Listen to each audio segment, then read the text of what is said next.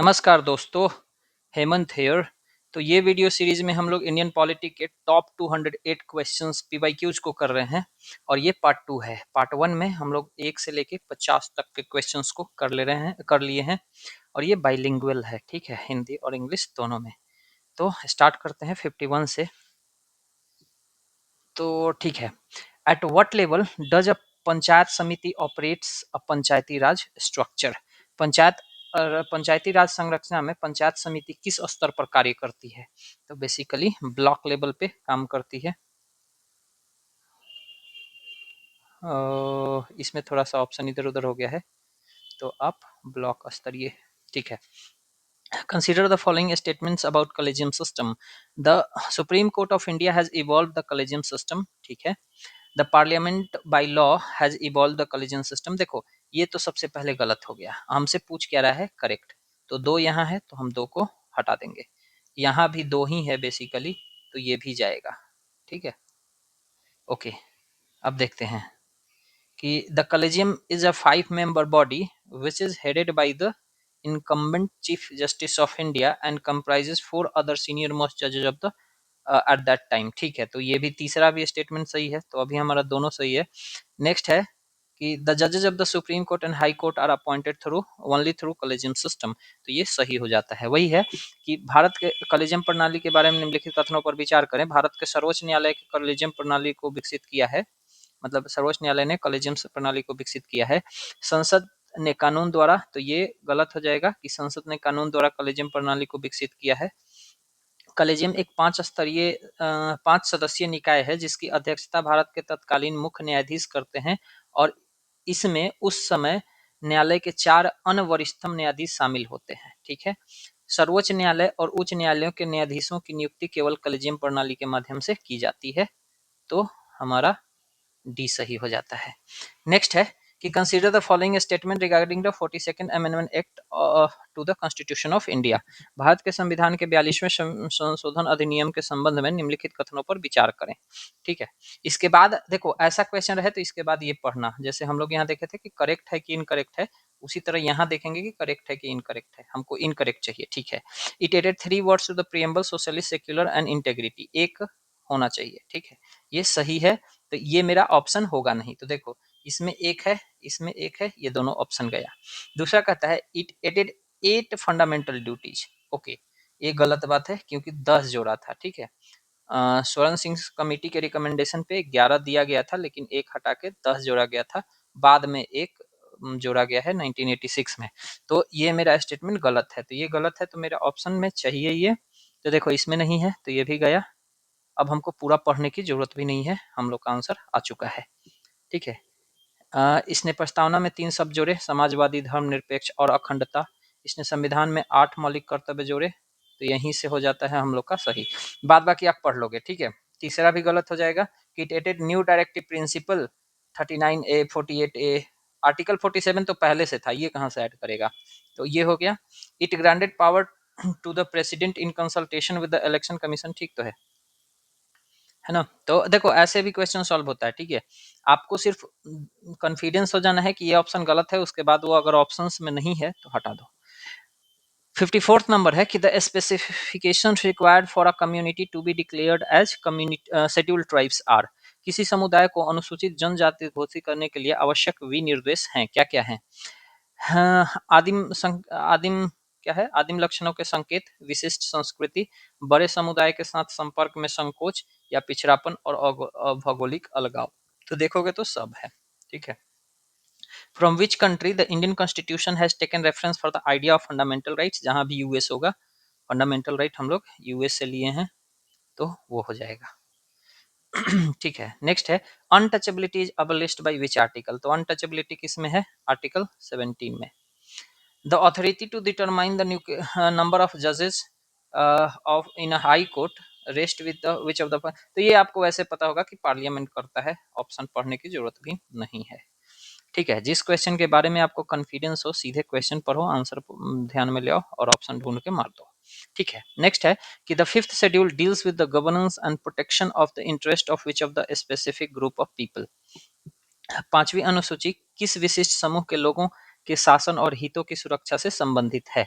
तो ये आपको पता होगा कि शेड्यूल ट्राइब से है, ठीक है।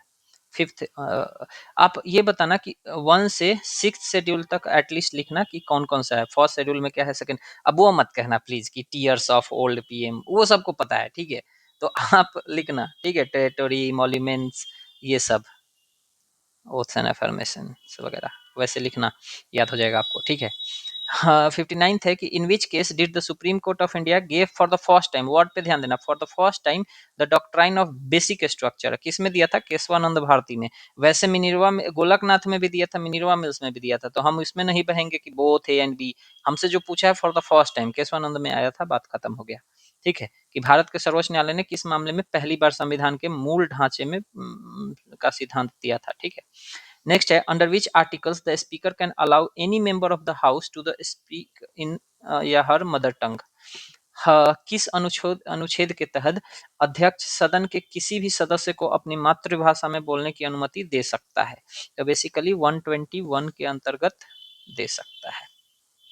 अब है कंसीडर द फॉलोइंग स्टेटमेंट, हाँ, निम्नलिखित कथनों पर विचार करें। The president in order to the states to reduce the salaries and allowances of all or any class of employees serving in connection with the state affairs. तो देखो, president कर सकते हैं, स्टेट अफेयर्स में भी कर सकते हैं, ठीक है, और यूनियन अफेयर्स में भी कर सकते हैं, ठीक है। सुप्रीम कोर्ट, हाई कोर्ट का भी सैलरी वो, तो इससे हम देखेंगे कि करेक्ट पूछ रहा है कि, देखो यहाँ करेक्ट पूछ रहा है, तो मेरा 1 और 3 सही है, ठीक है। अब और देखते हैं, अब देखो इसमें देखोगे कि 1 और 3 होना चाहिए, ठीक है, तो ए ही ऑप्शन है, तो हम लोग का ए वैसे भी सही हो जाता है, और नहीं भी पढ़ोगे तो चलेगा। अब जैसे देखो इसमें कह रहा है कि मनी बिल्स और other financial bills passed by the state legislatures are not required to reserved for the consideration of the president. तो बेसिकली वो रिक्वायर्ड होता है, ठीक है। तो यहाँ है ना रिजर्व, तो चौथा सही है, दूसरा गलत है, ठीक है। तो इसमें आप हिंदी पढ़ लेना, ठीक है, मतलब कभी कभी मैं पढ़ भी दूंगा ठीक है। 62nd है कि the concept of directive principle of state policy in the Indian constitution was borrowed from the constitution of. ये डायरेक्टिव प्रिंसिपल आयरलैंड से लिया गया था, और आपको ये पता ही होगा कि राज्य के नीति निर्देशक सिद्धांतों की अवधारणा किस संविधान से ली गई थी, तो आयरलैंड से ली गई थी। What is the purpose of citizenship amendment act 2019, नागरिकता संशोधन अधिनियम 2019 का उद्देश्य क्या है। तो क्या उद्देश्य है, remove Bangladeshi illegal migrants, identify genuine Indian citizens, to check border, नहीं, टू ग्रांट सिटीजन में पाकिस्तान एंड बांग्लादेश। ठीक है, देखो ये भी सही है कि इसमें अफगानिस्तान, बांग्लादेश एंड पाकिस्तान 3 कंट्री है, ये स्टेटमेंट सही है। लेकिन ये समझो कि इससे हम लोग ये भी तो कहेंगे ना कि जो इलीगल इमिग्रेंट्स होंगे उनको हम लोग मतलब निकाल भी देंगे, ठीक है, तो ये भी हो जाता है। फिर to identify genuine Indian citizen, ठीक है, कह सकते हो। तो इसमें basically more than one of the above हो जाएगा, ठीक है, कि बांग्लादेशी अवैध प्रवासी को हटाना, फिर वास्तविक भारतीय नागरिकों की पहचान करना, विदेशियों द्वारा सीमा घुसपैठ की जांच करना, अफगानिस्तान, बांग्लादेश, पाकिस्तान उत्पीड़न अल्पसंख्यक। अगर एक्चुअली में देखा जाए तो मेन तो यही है, ठीक है, तो ऑप्शन डी हो जाना चाहिए। लेकिन क्वेश्चन पूछा है तो मतलब ये तो पता ही है कि हाँ ठीक है, तो ये भी तो सही हो सकता है ना उसके थ्रू। समझ में आ रहा है आपको, तो इसलिए हम लोग मोर than one of the above जाएंगे, एंड ये करेक्ट आंसर है, ठीक है ठीक है। विच union territory formed after division of Jammu and Kashmir state do not have a legislature of its on, ठीक है, तो कौन सा बना है, लद्दाख, लद्दाख ही बना है ना basically, Yash. Jammu and Kashmir राज्य के विभाजन के बाद बने किस केंद्र शासित प्रदेश की अपनी कोई विधायिका नहीं है, तो दूगो तो बनबे किया था, जम्मू कश्मीर एंड लद्दाख। जम्मू कश्मीर के पास अपना लेजिस्लेचर है, चुनाव भी हुआ है, उमर अब्दुल्ला उसका सीएम है। लद्दाख तो यूनियन टेरिटोरी है, उसका अपना कुछ नहीं है, ठीक है। Which of the following is not part of the 11th schedule to the constitution. देखो ये इसीलिए मैं कह रहा हूँ ना कि आप सारे शेड्यूल्स को लिखो, उसके बारे में बेसिक बेसिक, क्योंकि क्या होता है ना कि पूछ लेता है डायरेक्टली। अब वैसे 11वीं अनुसूची आपको पता होगा पंचायत से डील करता है, ठीक है, तो हम लोग देख लेंगे इसको। क्या हो जाएगा? पूछा not a part of the 11 schedule. Libraries है, फ्यूल एंड फॉडर है, रूल स्पोर्ट्स नहीं है, टेक्निकल ट्रेनिंग है। तो हम लोग का सी ऑप्शन हो जाना चाहिए। इसको भी शामिल करना चाहिए लेकिन नहीं किया गया है। ठीक है, नेक्स्ट है कि हाउ मेनी नंबर्स सॉरी हाँ how many number demand for grant are put before the parliament as part of the annual budget in pursuance of article 113 of constitution. संविधान के अनुच्छेद 113 के अनुसरण में वार्षिक बजट के हिस्से के रूप में संसद के समक्ष कितनी संख्या अनुदान की मांगे रखी जाती हैं? तो आपको बताना है कि कितनी रखी जाती है। 98, 94, ये सब नन ऑफ द एबव होगा। मतलब इतना कैसे रख सकता है, नॉर्मल सी बात है। तो ऐसे सोचोगे ना तो ये गलत हो जाएगा, ठीक है। इसलिए करेक्ट इन्फॉर्मेशन इसके बारे में पता रखना कि जनरली 100 से 110 के बीच में रहता है, ठीक है। और इसमें जो होता है सिविल के लिए 106 के आसपास रहता है, ठीक है। और डिफेंस एक्सपेंडिचर के लिए 6 के आसपास रहता है। नहीं, 103 सिविल के लिए और डिफेंस के लिए जनरली 6, ठीक है। तो ये मिला जुला के अप्रॉक्स 109 होता है। तो चूंकि ऑप्शन दिए हुए है 109, 110 भी देता है, 111 भी देता है, तो हम लोग का सही होता है, ठीक है। आप ऐसे मत हाँ इतना कैसे हो सकता है, 40-50 को ज्यादा से ज्यादा होगा, वो सब नहीं, ठीक है। तो 109 हो जाएगा हम लोग का करेक्ट आंसर, ठीक है। नेक्स्ट है कि the members of the state legislative council are not. अच्छा, एक चीज और देखो, चूंकि एग्जैक्टली फिक्स नहीं रहता है तो आप नन ऑफ द एबव के साथ भी जा सकते हो, क्योंकि हो सकता है 2025 का ये क्वेश्चन है और 2025 में 111 रखा गया था, ऑप्शन में नहीं है। हो सकता है 2023 में ये 110 रखा गया था, चाहे 107 ही रखा गया था, ठीक है। लेकिन जनरल ट्रेंड रहता है 109 का, 103 और फिर 6 में, ठीक है। तो इसलिए मैं इसको करेक्ट 3 डी पे जा रहा हूँ, otherwise none of the above हो जाना चाहिए था, ठीक है। The members of a state legislature council are not chosen by which of the following categories of person. राज्य विधान परिषद के सदस्य निम्नलिखित में से किस श्रेणी के द्वारा नहीं चुने जाते हैं? तो ये आपको पता होगा कि इसमें members of the local bodies चुनते हैं, ठीक है। या पंचायत, टीचर्स चुनते हैं, ग्रेजुएट्स चुनते हैं, इंडस्ट्रियलिस्ट का कोई जगह ही नहीं है, ठीक है। तो इसलिए ये ध्यान रखना कि इंडस्ट्रियलिस्ट, उद्योगपति नहीं चुनते हैं। नेक्स्ट है कि which of the following is a parliamentary committee relating to delegation of power to make rules and regulations to the executive. निम्नलिखित में से कौन सी संसदीय समिति कार्यपालिका को नियम और विनिमय बनाने की शक्ति के प्रयोजन से संबंधित है? तो कौन सी कमिटी है? Basically committee on the subordinate legislation वो कमिटी है, अधीनस्थ विधान पर समिति। Article 300 of the Indian constitution deals with. भारतीय संविधान का अनुच्छेद 300 किससे डील करता है? ये क्वेश्चन 3-4 बार पूछे हुए, तो याद रखना सूट्स एंड प्रोसीडिंग से रिलेटेड है, ठीक है। 301 जो है वो आप बताना आर्टिकल 301 किससे है, क्योंकि ये भी एक पीवाईक्यू है। तो मैंने इंटेंशनली इसको छोड़ दिया हूँ, आप बताओगे, ठीक है। आर्टिकल 301 किससे डील करता है? बिजनेस बिजनेस से है क्या, वो आप बताना, ठीक है। कमेंट में लिखो, आपको भी याद होगा। नेक्स्ट है कि judicial process in India is based on. Bharat में न्यायिक प्रक्रिया किस पर आधारित है? The constitution, due process of routines law, convection, the proceeding स्टेपलेट लॉ। तो सब पे है तो more than one of the above हो जाएगा। तो 70 का डी। अब देखो, अब इसमें आपको लगेगा ये ऑप्शन डी नंबर कि the procedure established by law. हाँ, ये चीज सही है कि लॉ, लेकिन बहुत जगह देखोगे कॉन्स्टिट्यूशन के इंटरप्रिटेशन से रिलेटेड ही जुडिशियल प्रोसेस होते हैं। फॉर एग्जांपल केशवानंद भारती देख लो, ठीक है। फिर ड्यू प्रोसेस ऑफ लॉ भी आता है, जैसे कि मेनका गांधी देख लो, ठीक है। बहुत जगह में कन्वेंशन को भी वो दिया जाता है इम्पोर्टेंस, ठीक है। तो ये हो जाता है। नेक्स्ट है कि the first Lokayukta was established in which of the following states. प्रथम लोकायुक्त की स्थापना निम्नलिखित में से किस राज्य में की गई थी? तो ये आपको पता होगा कि महाराष्ट्र में किया गया था। The Indian president is eligible for री election for how many times? बच्चों वाला क्वेश्चन है कि भारतीय राष्ट्रपति कितनी बार पुनः चुनाव कर सकते हैं? तो एनी नंबर ऑफ टाइम, वो चुने जा सकते हैं कितनी भी बार। Generally how many sessions are there in the Lok Sabha? Lok Sabha में आमतौर पर कितने सत्र होते हैं? तो ये आप जानते होंगे कि 3 जनरली होता है।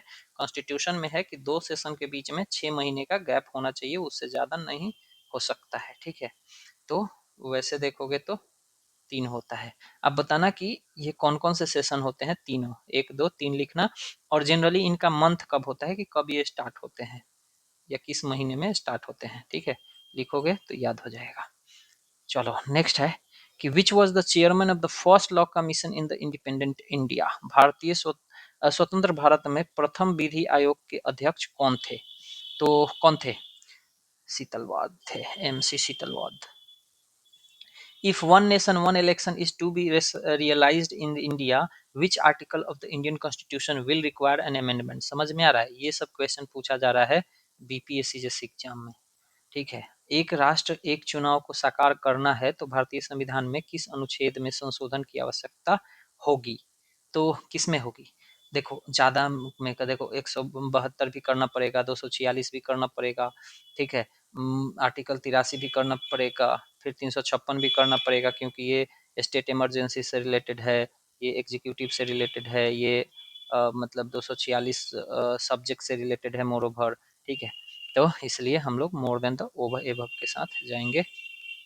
Which state does not have Panchayati system? किस स्टेट, किस राज्य में पंचायती राज व्यवस्था नहीं है? किस में नहीं है? तो सब में है बेसिकली, ठीक है। तो अगर ऐसा सोचोगे तो ये गलत हो जाएगा, ठीक है, कि हाँ 73rd तो लागू हुआ था, उसके बाद सब स्टेट में हुआ था। जी नहीं, 3 स्टेट, नागालैंड, नागालैंड, मिजोरम एंड मेघालय, ये 2 बार हो गया है, हटा दो। इन तीनों में पंचायती नहीं काम करता है। यहाँ पे जो लोकल डिस्ट्रिक्ट काउंसिल्स होते हैं ना, and village autonomous village councils and autonomous district council, ये सब काम करती है, ठीक है। उसके बाद भी देखोगे कि बहुत सारे ट्राइबल एरिया में पेशा के थ्रू पंचायती एक्सटेंशन वाला करके शेड्यूल एरियाज में उसमें भी लगाया गया है। तो इधर पंचायती राज सिस्टम इन तीनों स्टेट में, नागालैंड, मेघालय एंड मिजोरम में पंचायती राज सिस्टम नहीं है। तो इसलिए हम लोग क्या कहेंगे? More than the one of the above, ठीक है। नन ऑफ द एबव नहीं कहेंगे, मोर, ठीक है। नागालैंड, मेघालय, मिजोरम, तो उपयुक्त में से, ठीक है। The division of each state into territorial constituencies for the Lok Sabha is done by the Delimitation Commission. This delimitation has been freezed till which year? Lok Sabha के लिए प्रत्येक राज्य का प्रादेशिक निर्वाचन क्षेत्रों में विभाजन परिसीमन आयोग के द्वारा किया जाता है। इस परिसीमन को किस वर्ष तक रोक दिया गया है? तो किस वर्ष तक रोका गया है? आपको पता होगा कि 2026 तक, और 1 जनवरी 2027 को शायद आने वाला है। नेक्स्ट, ओके नेक्स्ट है कि the supreme court is a, supreme court सर्वोच्च न्यायालय है, क्या है? एक संघीय न्यायालय है, या प्रोटेक्टर ऑफ ह्यूमन राइट्स है, या फाइनल इंटरप्रेटर ऑफ कॉन्स्टिट्यूशन है? तो आप देखोगे कि ठीक है, एक फेडरल कोर्ट भी है, ये भी है, ये भी है, तो हम लोग मोर than one of the above जाएंगे, ठीक है। ओके नेक्स्ट है कि which article in the Indian constitution is related with the establishment of election commission of India? तो ये बच्चा बच्चा जानता है कि 324 भारत संविधान का कौन सा अनुच्छेद भारत के चुनाव आयोग की स्थापना से संबंधित है? तो article 324। What is meant by rule of law? विधि के शासन का क्या अर्थ है? तो क्या अर्थ है? One act for all and one judiciary for all, ठीक है। सभी के लिए एक कानून और सभी के लिए एक न्यायपालिका, ठीक है। नेक्स्ट है कि which article gives the list 29 function perform by the state Panchayati Raj institution? कौन सा अनुच्छेद पंचायती राज संस्थाओं द्वारा किए जाने 29 कार्यों की सूची देता है? तो कौन सा देता है? तो आर्टिकल 243 जी देता है।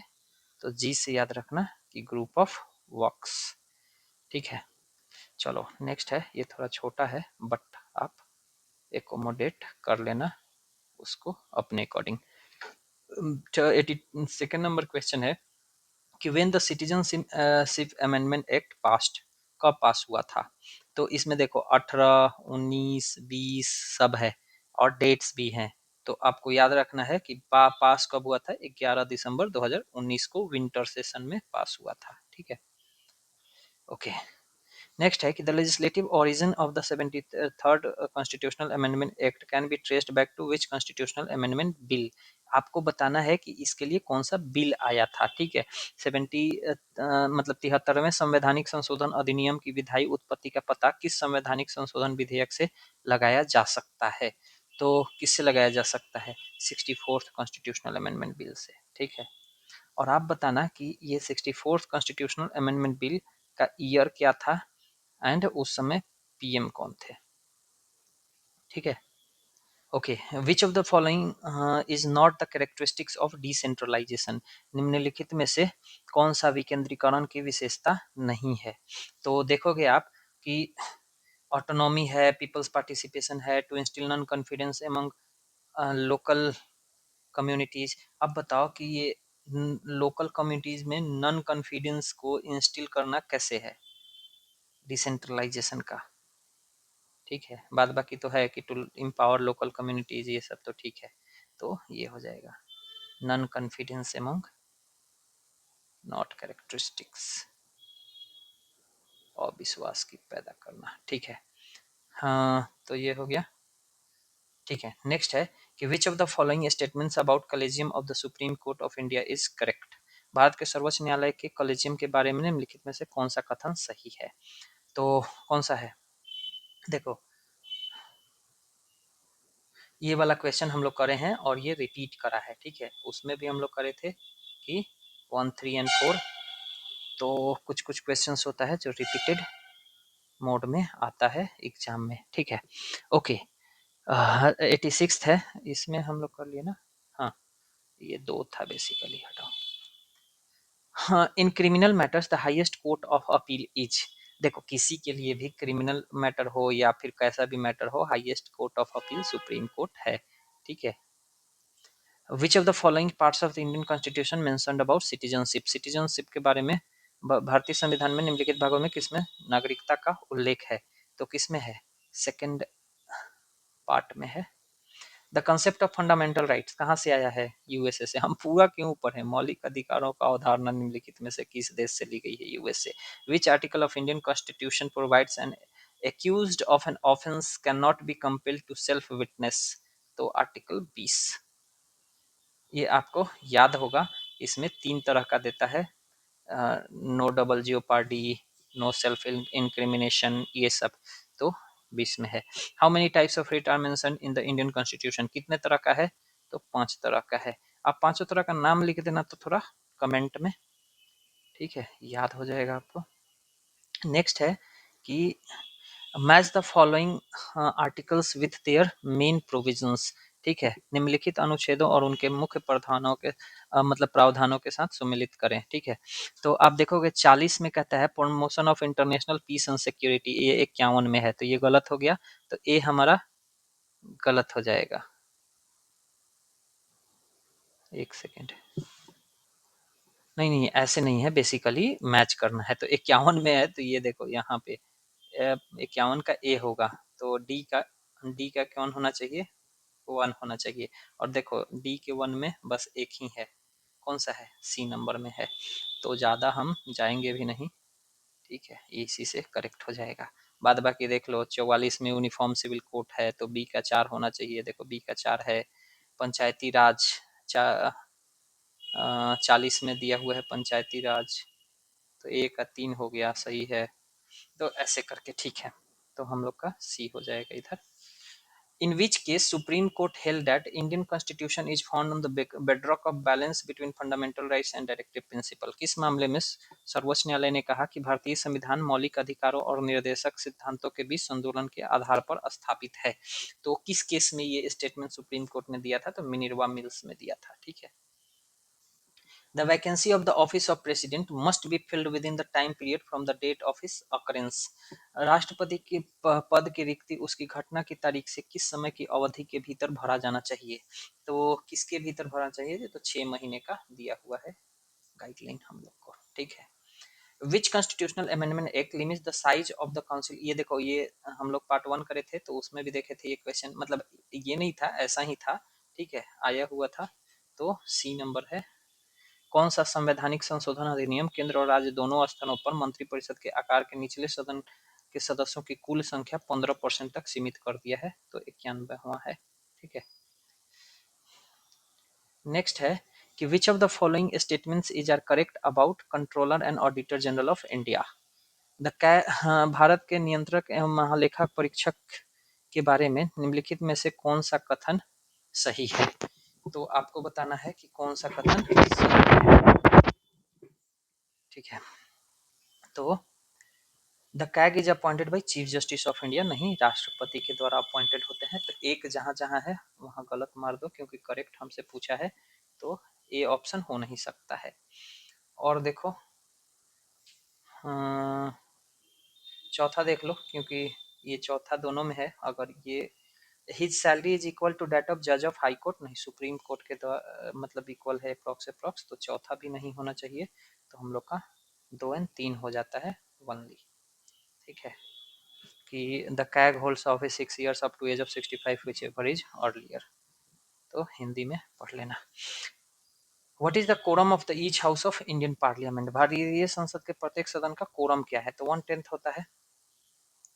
आपको अगर कंप्लीट करना है, मतलब सदन चलाना है, तो कुल सदस्यता का 1/10 होना चाहिए। NITI Aayog was established in 2015 in place of planning commission which was dissolved in। ये बताओ कि प्लानिंग कमीशन को डिजॉल्व कब कर दिया गया था? तो 2015 में ये बना था, 2014 में, मतलब वही दिसंबर और 1 जनवरी का खेल है, तो बस वही है। Who introduce the concept of Panchayati Raj in India, Bharat में पंचायती राज की अवधारणा की शुरुआत किसने की? तो किसने की थी? बलवंत राय मेहता कमेटी ने, ठीक है। लास्ट 2 क्वेश्चन है कि which judgment first articulated the basic structure doctrine with the respect of Indian constitution. देखो, ये भी क्वेश्चन दोबारा पूछ रहा है, ठीक है। केशवानंद भारती, हम लोग देखे थे इसको। विच of the following mentioned in the constitution of India not mentioned in the, ये ध्यान देना, निम्नलिखित में से किसका उल्लेख भारत के संविधान में नहीं है, ठीक है। तो किसका उल्लेख नहीं है?